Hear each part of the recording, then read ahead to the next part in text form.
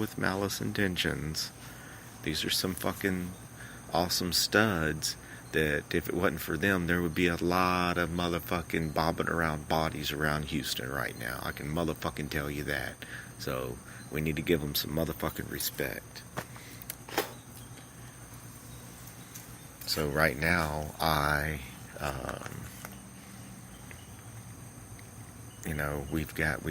we have kayaks in the back of the truck right now. And we were actually making a plan to move to higher ground from here the other night, ladies and gentlemen. We had water coming up into the driveway here at higher ground where I'm at, which is, 30 or 40 miles north of my house now that is underwater with all the houses around it, everyone.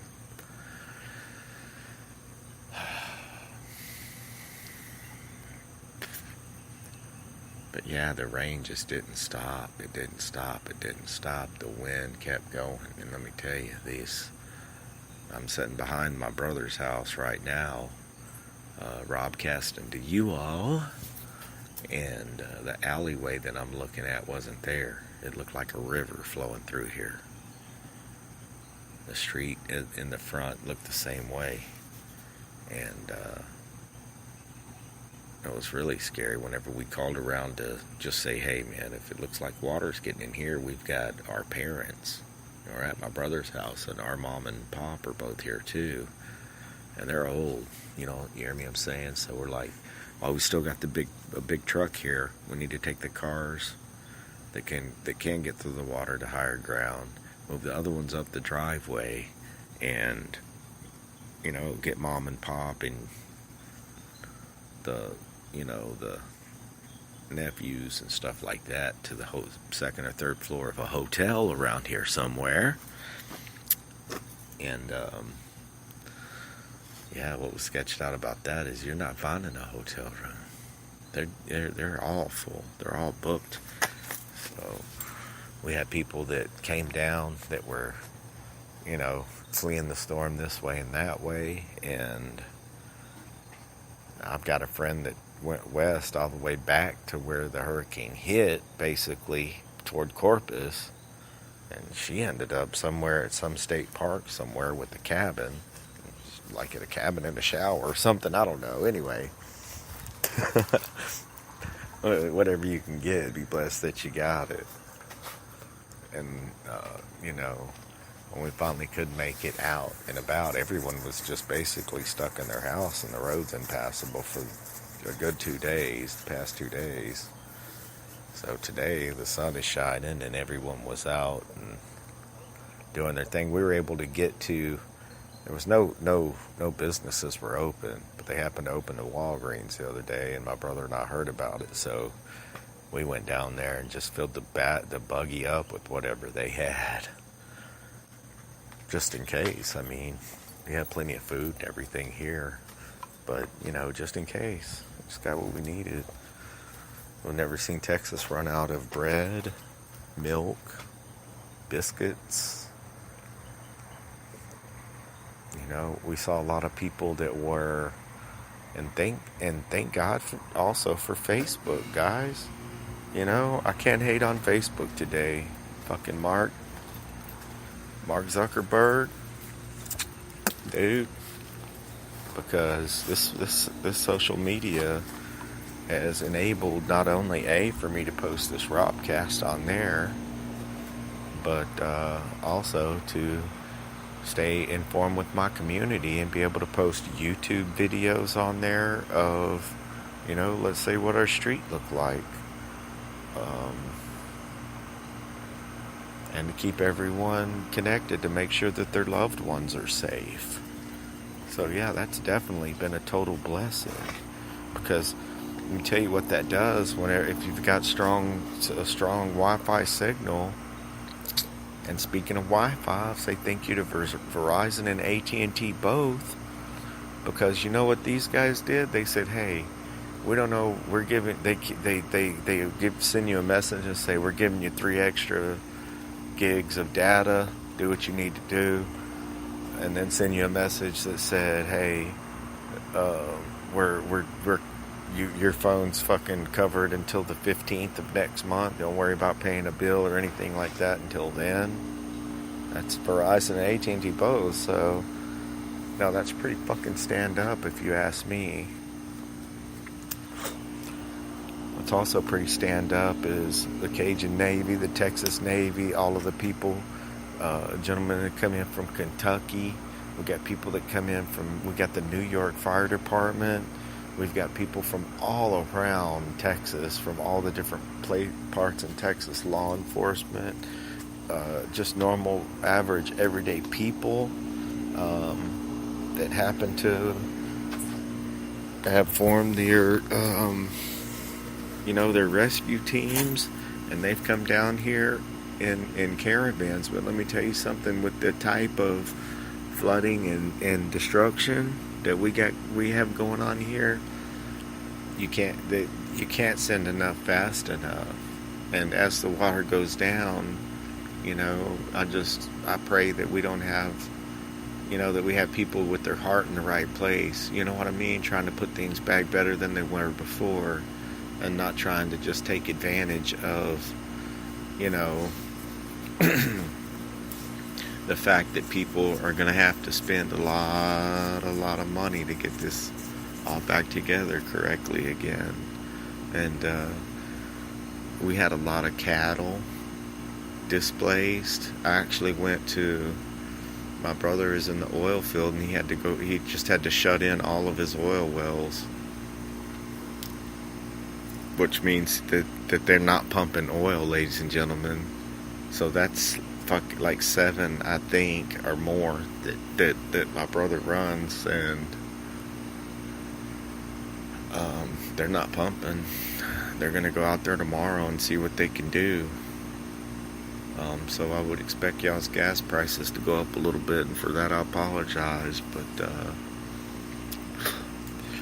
But yeah, oil wells are shut in. Hopefully, if the Gulf looks like it's fucking calling the fuck out a little bit, we'll start getting our boys back out there on them oil rigs and start pumping some more oil out there. We've got a lot of livestock, a lot of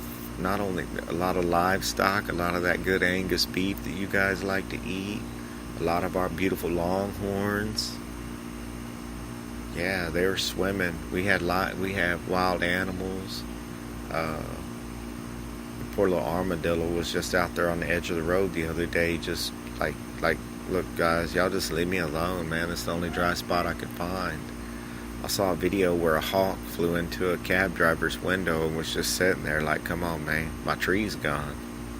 And speaking of trees, when I did go out to my neighborhood, one of the main reasons why I'm not trying to go out there and kayak today is I know better, because the Brazos River it's crested north of us, but it haven't crested, where I'm thinking it's either going to make the water go up a little bit, but I want it to crest the river, to go to its highest point, to do its thing, and then continue to rush out into the Gulf of Mexico like it does. But that's one reason. I'm not making excuses.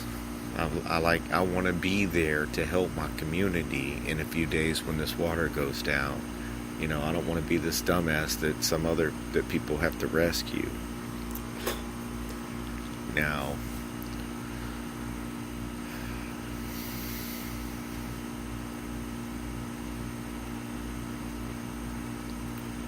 I'm seeing, 2 days. Okay, why would you not want to be out there? Let's say even if it is only waist deep.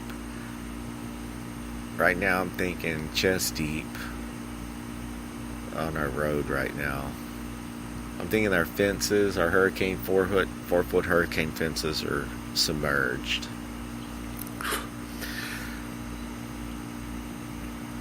Like you can't see the top of them.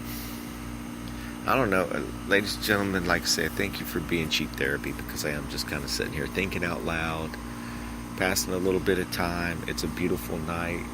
You can see the stars with a few little clouds out there, and I just thought I would take the opportunity to get caught up with you all and make some sort of an audio recollection, of what's happening, and to kind of inform people, of you don't always know, how it's going to work, but you do always know that, hopefully you got some people that you can depend on like I do, some friends, some family, some loved ones, and you all pull together whenever the need be. I honestly wish that I could help a little bit more financially, but I know that will come through. It always does. I don't doubt it.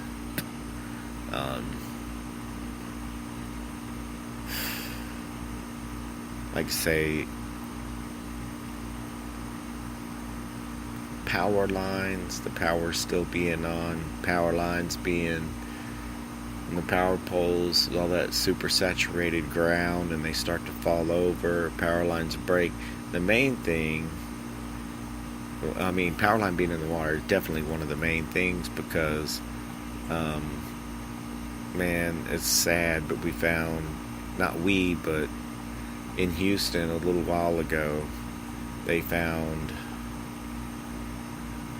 2 gentlemen clinging to a tree that got burnt there was a flat bottom boat that had rescued them, and the 2 guys that were rescuing them lost control of the boat. It went into electrified water where a power line was down, and it killed both of them, and the other 2 guys had managed to cling on to something and get away from it and hold on. So yeah, that's one of the reasons, one of the things that you really have to look out for in that type of situation. Not only that, you got these displaced livestock animals, wild animals. They're not going to hurt you, you know what I mean? But it's just it's a whole different world. And then 50-foot tall pecan trees, just roots and all, just falling over. We saw several of those. Roads are not passable before it flooded. So now we've got some, 100-year-old, 50, 70-year-old pecan trees out there that are just bobbing around, 50 feet long, 60 feet long, maybe even more. I was trying to think, like, there's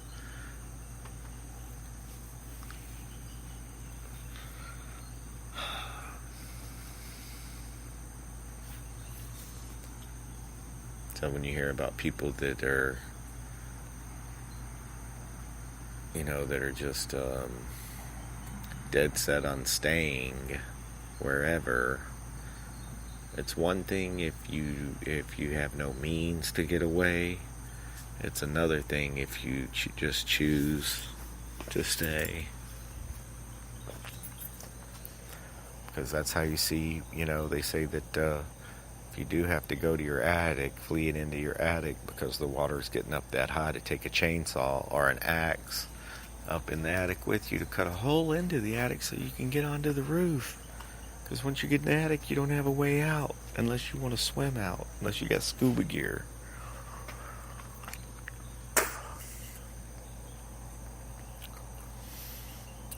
Another thing as far as the floodwater goes is you got all of these septic systems, and everything out of them starts to float out. Propane tanks in Texas are above ground, and if they're not chained down, they will float up until the propane line breaks, and then they just start flying around all over the place like uncontrolled rockets on top of the water. Alligators, not really worried. Well, like I say, they're probably just trying to get to higher ground. Or eat them some white meat in my case. So yeah, man, but the thing is that there was no warning this time. We knew that there was this storm coming in and all this and that, but as far as our community being flooded, we knew that it was... We always have a chance of a hurricane in Texas during hurricane season. But being that they said that they hadn't seen it flooding like what happened in our neighborhood,